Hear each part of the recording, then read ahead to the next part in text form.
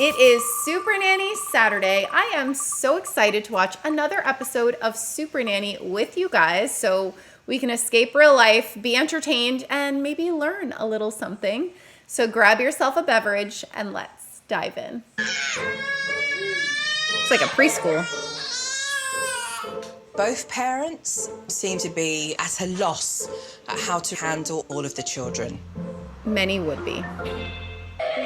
You're gonna stay in here until you can get yourself together. I think that the leg Riley kicking. may have ADHD. No!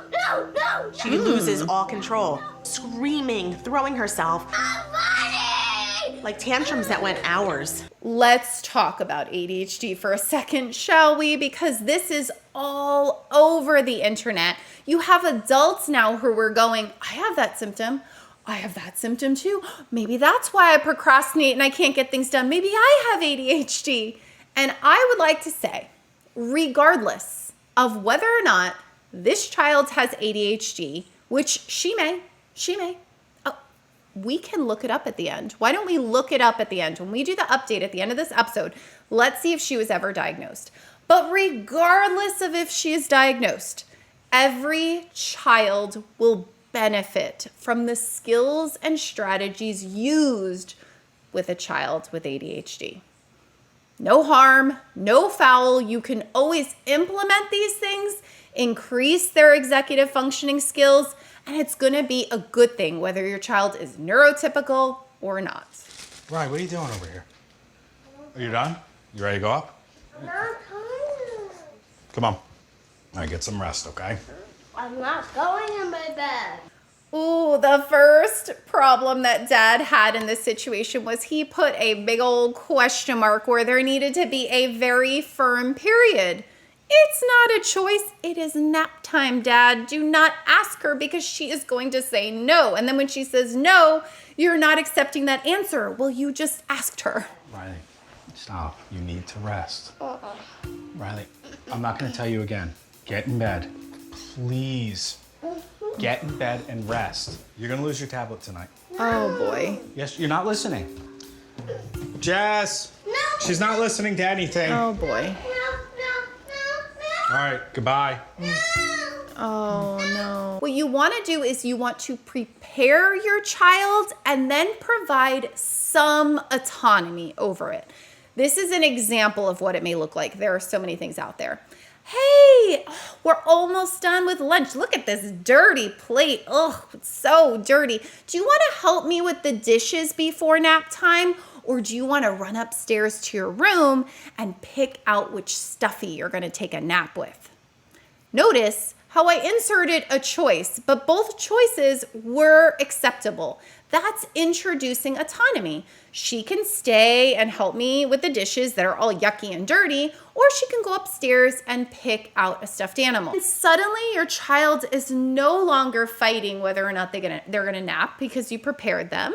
It was a full-on period. They are going to take a nap, and they have some kind of autonomy over the way that's gonna happen. So much wrong with Riley was this. showing resistance. Come on, Gage. And just Mummy's name held some clout. She's the disciplinarian. Right, okay. I'm much more lenient, as you can tell. Multiple chances. Right. How is that working out for you?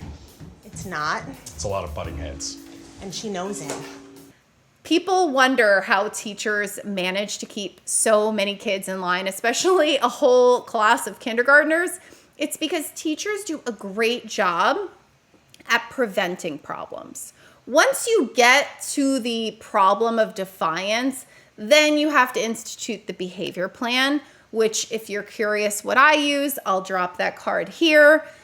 But a lot of caregiving is just preventing the problem, because once the problem occurs and she looks at you and she says, no, I'm not gonna nap, then you have to shift. So try to be ahead of the game, prepare your children, and provide some autonomy. You want to sit in this chair? Ugh. Sit down. Do you want to put him on a He's chair? not going to sit in the high chair. All right, eat some bread. Why are we going? Because the babies are getting upset. We're going to take it to go. No. Riley. Guys, stop it right now. You have 3 brothers that are causing some problems. I don't like this. I don't like that they did this to the family. It seems like cruel and unusual punishment to send a family with 2 5-month-olds, a 2-year-old, and a 4-year-old to a restaurant. Come on. I get it, Joe Frost. It's a skill. You have to teach them. But to me, this just seems like a huge part of the TV show where they got the footage that they needed of the kids melting down and just putting them in a torturous situation. I don't like it. But we're going to use it as a jumping off point, because the truth is that sometimes as parents and caregivers, we do get in over our heads unintentionally.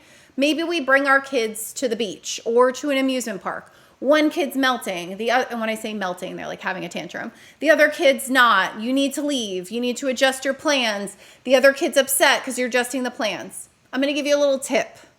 If you notice that you have to adjust the plans and you know this is going to be upsetting to the other child, try to be proactive.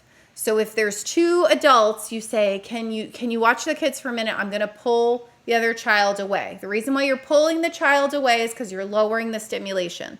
You're going to get lower to the child and you're going to go, I know that you really wanted to come to the beach, and I said we were going to fly kites and play volleyball and surf in the water on our boogie boards and et cetera, et cetera. And you provide all that empathy, and then you say, we're going to have to leave early. And I know how upsetting that is to you.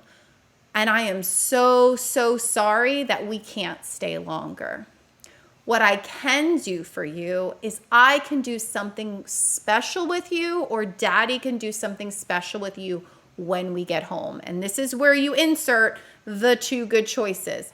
When we get home, do you want to go swimming with Daddy, or do you want to do arts and crafts with me? Okay, teach day. I'm seeing a disconnect. I went downstairs to the basement, and when I said to her, why don't you go and ask Mummy to do that with you? She's busy. I do the baths every single night. Are you wanting... I'm wanting him to do it sometimes. But then he says, well, I don't do a good job. It's like, No, yo, you say. 2 things right here. Joe Frost mentions that the older child is feeling resentment towards these babies, these kids, these other kids in the house, because what about me? What about me? If you are growing your family, I highly encourage you to not say things where I can't because of brother or because of sister. Instead, when your child comes to you with an activity and they say, Mommy, I want to play kinetic sand with you. I want to play sand with you. You say, great, I want to play sand with you too. Go put it on the table, and during Mommy and me time, we will do that as our first activity. Then your child knows, oh, there's time carved out for me. The way that we say things impacts how they receive it. Second thing is that Mom criticizes Dad of, I want you to help more. I want you to do bath. And then Dad says, well, I do help. And then when I help, you tell me it's not good enough. There's a lot going on with that. The first thing is, yes, Mom is micromanaging, and your partner isn't going to do things exactly as you do. But notice during nap time, when Dad was trying to take charge and he was trying to do nap time, he didn't do nap time. He called down the banister for Mom to help. So that's when Mom's like, well, forget it, I'll just do it myself. So there's some ownership on both parts. It's not just Mom or just Dad. look at me. Riley, we don't go on the baby's You mats. don't go on the baby's understand? mats. Those are for the babies. Riley, this is your warning. If you don't look at me, you're going to bed before the babies. You don't play on the baby's mats. Do you understand? Yes. No. Go in the playroom. No. Your facial expression No. looks different. Like when you mean business, your left Okay. eyebrow goes slightly up. Yes, your tone is great, Dad. I'm so happy that you're being assertive, but I have to talk about a few things here that are frustrating that aren't being mentioned. The first thing is that these kids are playing on these baby play mats. I would guess that those kids had nothing to do before, and so they were entertaining themselves. So you probably could have prevented it to begin with by seeing that your children were bored and redirecting them to a different room or a different activity. before it escalated to them rolling around on these baby play mats. But even if you couldn't have prevented it, and let's say it does happen sometimes, it happens often, especially with young kids, where they will still do what they know not to do, even if they were provided an alternative. Your consequence needs to be directly following the action or really, really close, especially for younger children. By saying to the child, you are going to go to bed before the babies. First of all, you're comparing your child to the babies, which isn't a great idea. And then secondly, you are giving a consequence that is at the end of the day. Now, if the child perks up and she listens, and in this case she did, then I guess that worked out for you, that really harsh consequence. But what if she would have turned around and still not listened? You were really going to enforce that? And how effective would that have been? Because then the consequence doesn't happen right then. She gets to enjoy the whole day, and then all of a sudden it's time for bed early because of what you did earlier. Try to keep your logical consequence really, really, really close to the behavior. Kids running around the house with a balloon, give the warning, take away the balloon. Kids throwing a toy, give the warning, take away the toy. Try to have the consequence be related to whatever they're doing. They're breaking the crayons, give them a warning, then take away the crayons. We try to make the consequence as close to the behavior as possible because that is what is going to get those neurons and wires to fire together. What fires together, wires together. The little phrase is keep your behavior and your consequence close. I see parents do this often where they will just throw out this horrendous consequence that's terrifying to the child, hoping that the child will get in line, but then sometimes the child calls their bluff. Are you ready to enforce that consequence? And is that consequence appropriate and close enough to the behavior? Before you speak, think about it. Hi. Hello. Hi, honey. It's time to turn the Kindle off for now, okay? Papa's dancer. Yeah, let's turn this off. Papa, my dancer. Oh. Okay, how amazing was that? Yeah, I know. What I would add there is instead of saying good job, you say, wow, when I came in here and I told you to turn it off, you stayed so calm and you said you're going to play with the dinosaurs. That was helpful. Be descriptive on what you say instead of just saying good job. It's not that good job is the end of the world, but we try to be descriptive so that the kids know what is good. Good sitting, Riley. See? Good sitting. Instead say your bottom is on the chair and you're putting food in your mouth and your body is still. Not always. I'm just trying to point out things that you could do to help. I hope Mum and Dad are very proud of themselves. They should be. Yes. I mean, they've put the work in. Bye, loves. Take care. Thank you. You reap what you sow. Wait your turn, right? Oh, lovely. Huggy. Huggy. Huggies, huggies. All right, here's the update on the Braido family. We don't have any update. It just says trivia. As of 2023, CJ's 41, so it's been 4 years. Jessica is 40. Riley is 9. My daughter is 10, so she's only 1 year younger. Gage is 6. Oh, same age as my son. And Chase and Dax are 4. We don't have anything else except for their Twitter and Instagram. Let's look at Jessica's her Instagram, and see if we can find any updated pictures, see what they look like. Oh, right there, big sis. Oh my gosh, look at them for Halloween, all dressed up. Okay, we like Taylor Swift. All the Swifties out there. There's always one kid in every picture who won't smile. Oh, is that the same one? It must be the one. Oh, hello, my son's here. You looking at the pictures too?